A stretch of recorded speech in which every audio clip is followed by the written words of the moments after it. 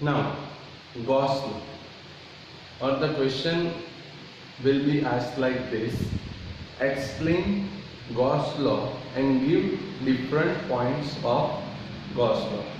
Or the question will be also asked like this: prove that the electric flux associated with any closed surface is equals to the ratio of net charge enclosed by surface to epsilon 0.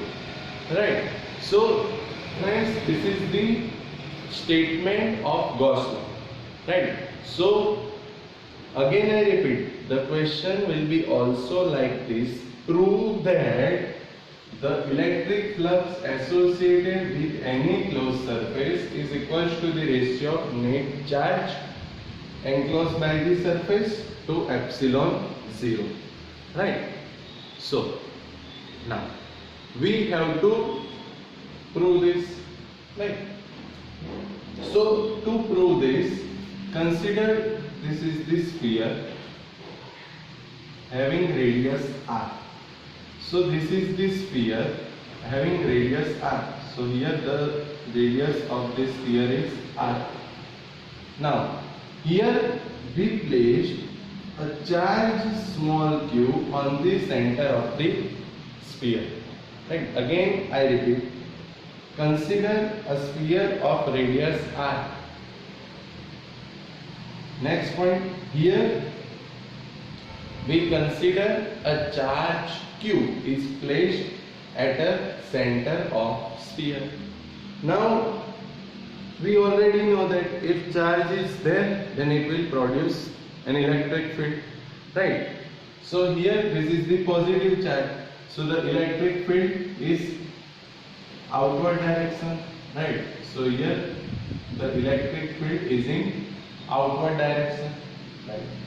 Now see here friends, here there is positive charge, so electric field is in outward direction. So here this is the area of the sphere. So here we consider area element. So here there is area element delta S, right? So here we consider an area element delta S. So we know that the area is also vector quantity and the direction of area is always outward from the surface, right? So here consider that the charge small q is placed at the center of the sphere. Now here the small element of area delta S. So see here the direction of E and delta S is same, right? And we know that the number of electric field passing through the area is known as electric flux. So here there will be also electric flux, right? So first of all we write a flux due to the area element delta S. So electric flux due to the small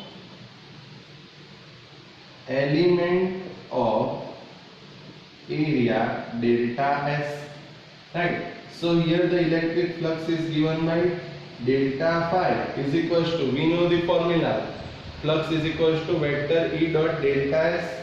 So flux delta phi is equals to vector E dot vector delta S, right? But here the direction of E and delta S are same. So we write that E delta S cos theta, but theta is 0, therefore cos 0 is equals to 1.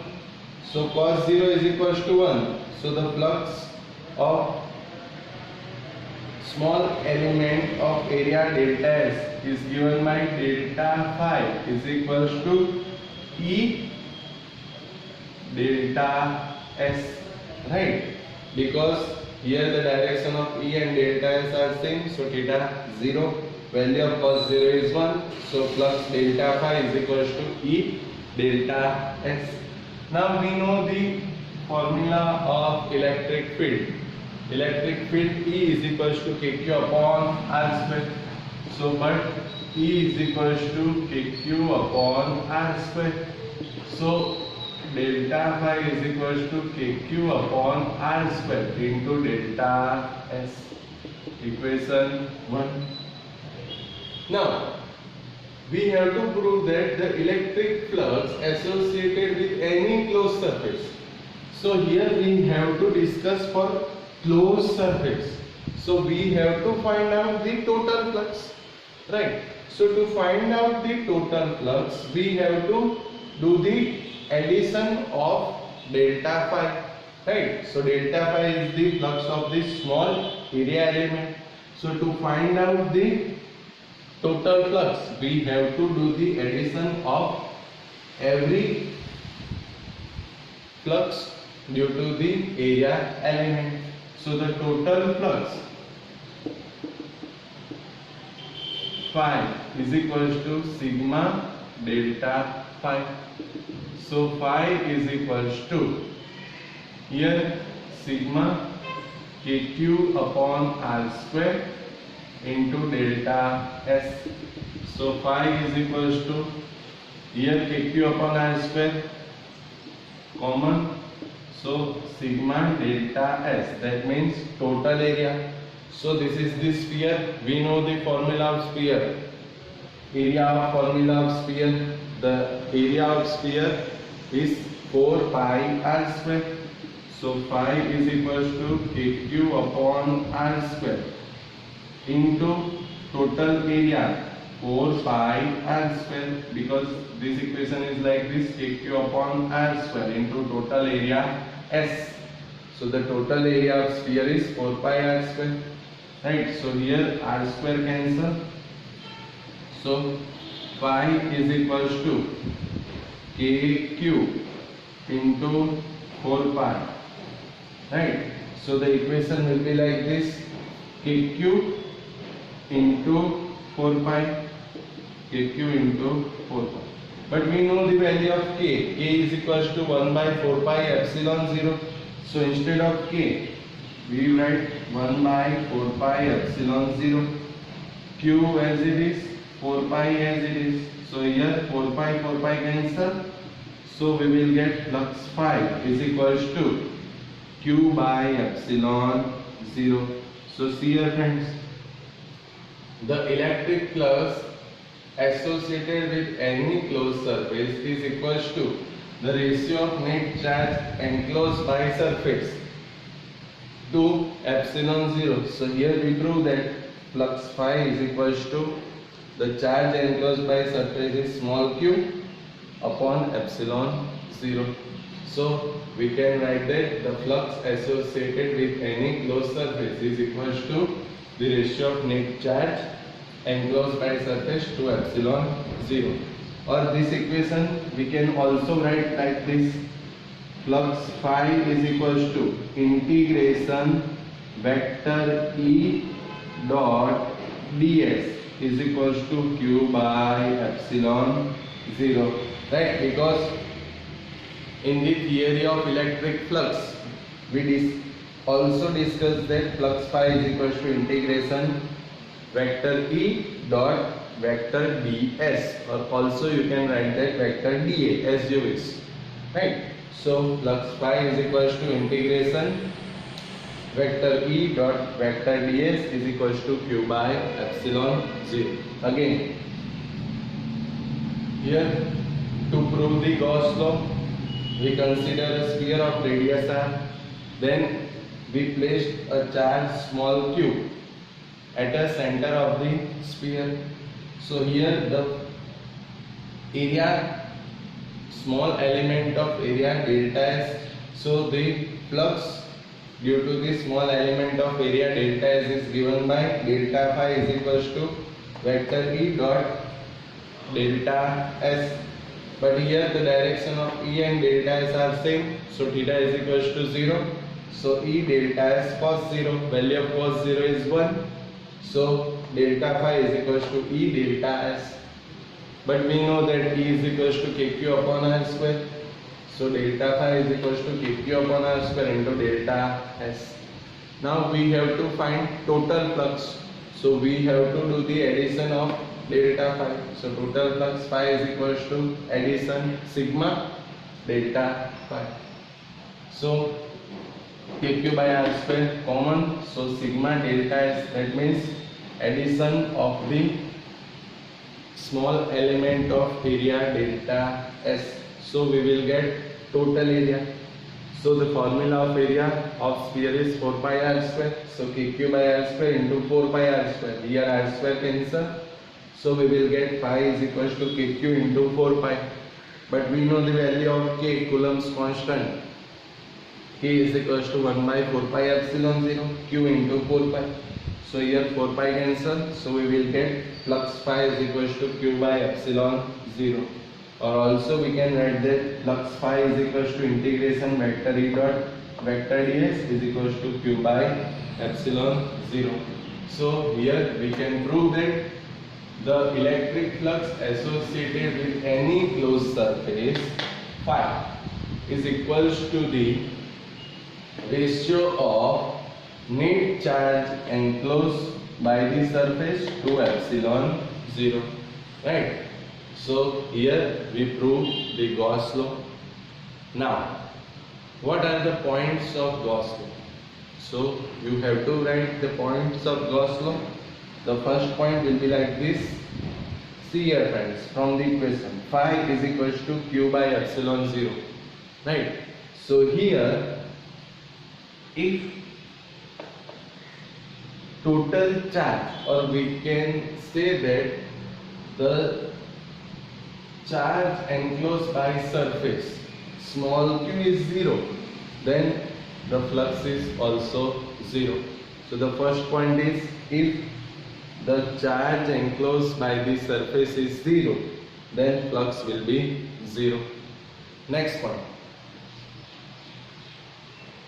this equation phi is equals to Q by epsilon 0 is same for any type of surface of size, right? So this equation will be same for any shape, right? So if there is square, rectangular, etc., the formula of flux phi is equals to Q by epsilon 0, right? So this flux will be remain same for any shape of area, right? Or we can say any shape of element. Then third, here we can place a charge at any point enclosed, or we can say in the surface, right? So you can place charge anywhere inside the surface. So the first point is, if charge enclosed by the surface is 0, then flux will be 0. Second, this equation is applied, or we can say will be applied for any shape or size of the any element. Third, we can place a charge anywhere inside the surface, right? Or we can say inside the element. Number 4, here see this equation, phi is equals to sigma kq upon r square into delta s. So as well as electric field, the flux will be also inverse square dependence, right? Because see the formula, phi is equals to kq by r square into delta s. So as well as electric field, flux will be also depends on the inverse square dependence, or we can say dependent on the inverse of the square of the distance. This is the number 4. Now number 5, see this equation, phi is equals to integration vector E dot vector ds is equals to q by 0. So with the help of Gauss law, we can also find out the electric field, right? So I again repeat all the points of the Gauss law. First point, if q is equals to 0, then flux will be 0. Second, the Gauss law will be applied on any type of surface having any size or any shape. Number 3, here the charge is placed anywhere inside the element. Number 4, here the flux will be also inverse square dependence. Number 5, using the Gauss law, we can also find out the value of electric field. So the Gauss law will be used to obtain the formula, or we can say to obtain the electric field or formula of electric field. Then here the electric field is due to the any charge inside or outside the surface. Remember that. Here electric field is due to the charge inside or outside the surface.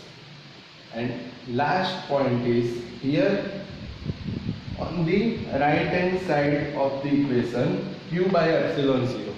So here in right hand side, the charge q is the only charge which is enclosed by the surface, right? So here in right hand side you have to consider the charges which are only inside the surface, right? So these are the points of Gauss law, right? I again repeat, if q is equals to 0, then flux will be 0. Number 2, Gauss law will be applied to any type of surface, right? Any shape or any size. Number 3, here we can place charge anywhere inside the surface. Number 4, Gauss law is also used to find out the electric field. Number 5, the flux is also inverse square dependent. Number 6, here on the right hand side of the equation, the charge small q is the charge which is enclosed by the surface, right?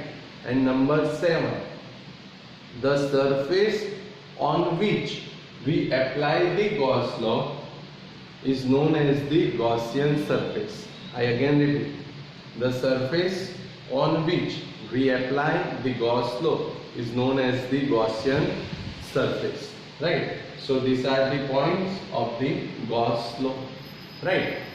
Now this Gauss law is also used to find out the electric field due to the uniformly charged plane surface, or we can say it also used to find out the electric field of uniformly charged spherical shell, and it is also used to find out the electric field due to the infinity charge, or we can say a wire having a infinity length. So I again repeat, the Gauss law will be used to find out first electric field of uniformly charged plane surface. Second, used to find out electric field of uniformly charged spherical shell, and it is also used to find out the electric field of uniformly charged infinity wire, right? So these are the uses of Gauss law, right? Okay, thank you.